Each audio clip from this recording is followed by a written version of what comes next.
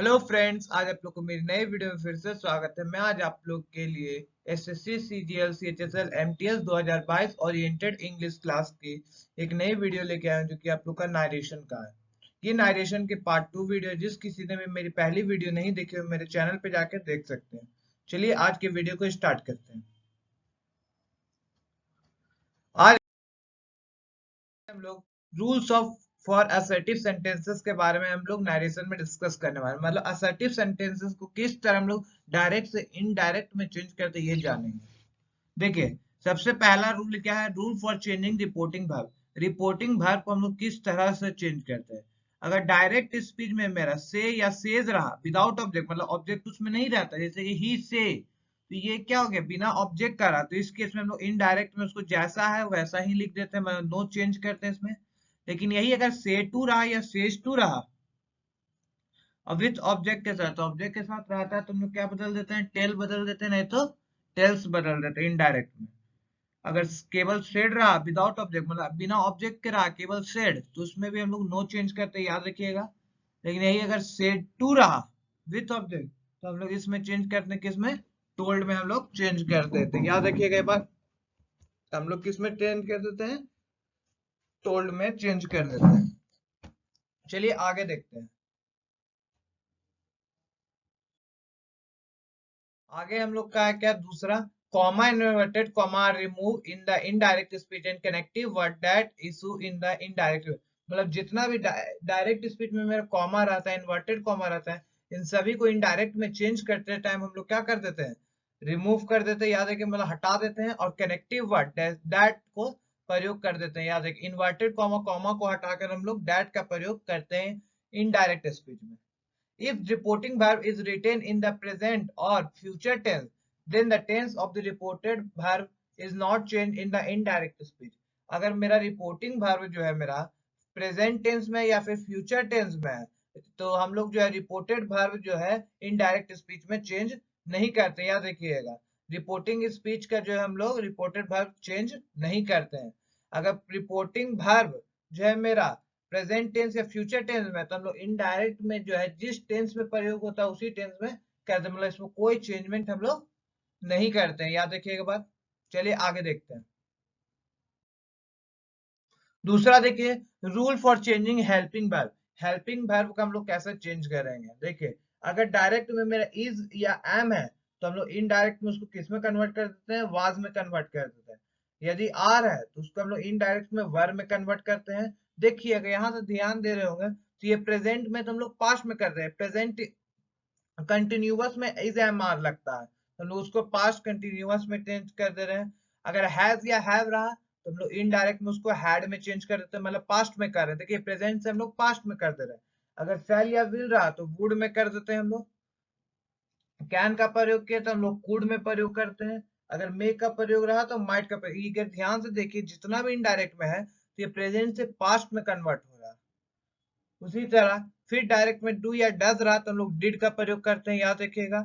अगर डिड है तो हैड का प्रयोग करते हैं। लेकिन यही अगर मेरा मस्ट, शुड, हैड, वुड या कुड रहा, तो इस केस में हम लोग इनडायरेक्ट में कोई चेंज नहीं करते, मतलब जैसा है मस्ट है तो मस्ट ही रहेगा, वुड है तो वुड ही रहेगा, शुड है तो शुड ही रहेगा, याद रखिएगा। लेकिन यही अगर शैल और विल रहा डायरेक्ट में, तो हम लोग उसको इनडायरेक्ट में वुड में प्रयोग कर देते हैं।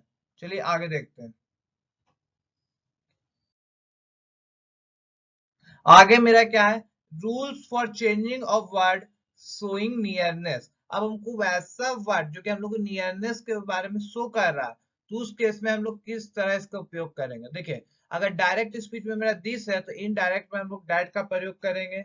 अगर दिस है तो किसका प्रयोग करेंगे? दोज का प्रयोग करते हैं, याद रखिएगा। अगर हियर दिया हुआ है तो इनडायरेक्ट में हम लोग दियर का प्रयोग करते हैं। इसी तरह अगर नो या जस्ट रहा तो हम लोग देन का प्रयोग करते हैं। टुडे रहा तो आप लोग का डैट डे का प्रयोग हो जाता है, याद है कि ये बहुत ही ज्यादा इंपॉर्टेंट है। आप लोग टुडे को डैट डे में चेंज कर देते हैं। यस्टरडे अगर रहा तो यस्टरडे को हम लोग किस में कन्वर्ट कर देते हैं? द प्रीवियस डे, या फिर द डे डे अगो भी कर सकते हैं, द प्रीवियस डे भी लिख सकते हैं, आपको मर्जी है। टुमारो को हम लोग क्या लिख सकते हैं? नेक्स्ट डे, याद रखिएगा। टुमारो को हम लोग किस में कन्वर्ट कर देते हैं? नेक्स्ट डे में। टू नाइट को हम लोग किस में करते हैं? डैट नाइट में। टू नाइट को हम लोग डैट नाइट में कन्वर्ट कर देते हैं। इसी तरह अगर लास्ट नाइट रहा तो लास्ट नाइट को हम लोग द प्रीवियस नाइट में कन्वर्ट कर देते हैं। लास्ट नाइट को हम लोग किस में कन्वर्ट करते हैं? द प्रीवियस नाइट में। यही अगर हेंस का प्रयोग रहा तो हेंस को हम लोग देंस में कन्वर्ट कर। ये सारे वो वर्ड है जो कि अगर डायरेक्ट में अगर आप लोग का इस तरह दिया तो इनडायरेक्ट में चेंज करते टाइम हम लोग इस प्रकार इसका प्रयोग करते हैं। आप लोग अपने कॉपी में नोट कर ले, इंपॉर्टेंट आप लोग का सारा सारा वर्ड है। चलिए आगे देखते हैं।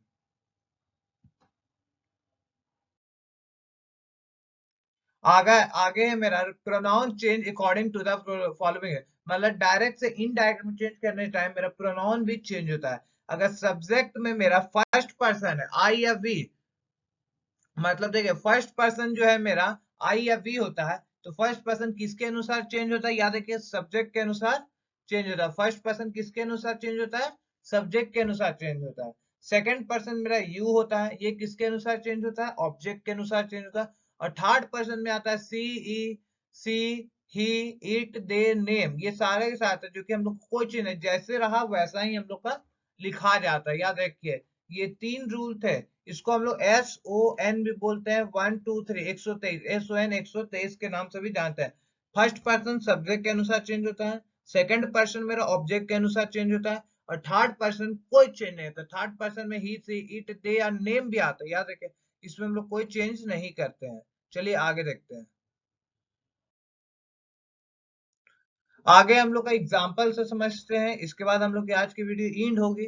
देखिए सबसे पहला he said to me you are right, तो पहले देखिएगा दिमाग से अगर चलेगा तो ही सेड टू को हम लोग आपको किस में कन्वर्ट करने बताए थे? टोल्ड में। तो देखिए he told me, inverted comma comma को हटा के हम लोग क्या प्रयोग करते हैं?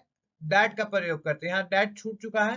ही टोल्ड मी दैट, फिर यू क्या है मेरा? सेकंड पर्सन ऑब्जेक्ट के अनुसार लगता है, ऑब्जेक्ट का मी है तो मी तो हम लोग अगर लगाएंगे नहीं, क्या कि यहाँ पे सब्जेक्ट के रूप में उपयोग होगा, तो मी का सब्जेक्टिव फॉर्म लगाए तो मी का हो गया आई। फिर देखिए आर को हम लोग पास्ट में चेंज करते हैं, क्योंकि इधर भी पास्ट है तो इधर भी मेरा पास्ट ही होना चाहिए। अगर इधर प्रेजेंट है तो इधर प्रेजेंट होगा, अगर इधर पास्ट है इधर प्रेजेंट है तो हम लोग इधर पास्ट में ही चेंज करेंगे इन्वर्टेड कॉमा वाला। तो आर को हम लोग किस में कन्वर्ट कर देंगे? वाज में। और बाकी जो है मेरा डिट्टो उसी तरह लिखा जाता है। He told me that I was right, ये आप लोग का बनाने का तरीका है। उसी तरह यहाँ देखिए he is saying I was suffering from fever, तो he is saying तो ये किसमें? देखिए प्रेजेंट कंटिन्यूअस टेंस में, इधर पास्ट कंटिन्यूअस में। तो याद रखिएगा इधर जब प्रेजेंट में रहा या पास्ट में रहा तो इसके बाद अगर जितना भी सेंटेंस है वो जैसा है वैसा ही लिखा जाता है, ऐसा कोई चीज नहीं लगा रहता है।